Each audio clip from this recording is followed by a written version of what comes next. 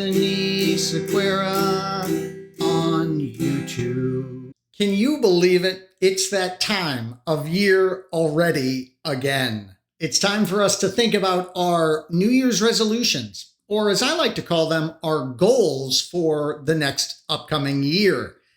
You know, one of the things that is a tradition in my family is on New Year's Eve, we will set resolutions and we will put them in an envelope, and then we will open that envelope on the following New Year's Day. And it's amazing. So oftentimes I will get that envelope and I will open it and I'm curious as to what I said I was going to work on for the year. This is the exact opposite approach I think that we should take.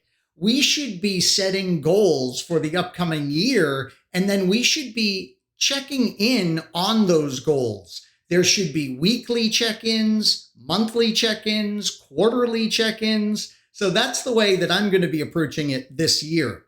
But the main reason for this post is to hear from you. I'd love for you to use the comments area below to let me know what your goals are for 2020.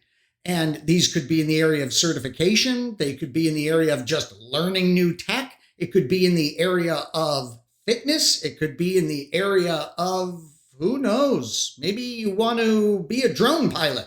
I don't know what you're up to, but let me know in the comments below. I'd love to find out what you're excited to set for goals in 2020. And of course, if you'd like to, please share with me how you will be tracking those goals as you progress throughout the year.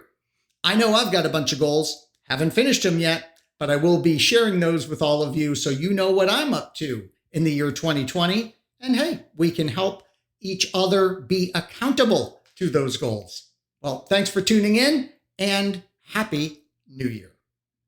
Happy New Year from Anthony Sequeira on YouTube.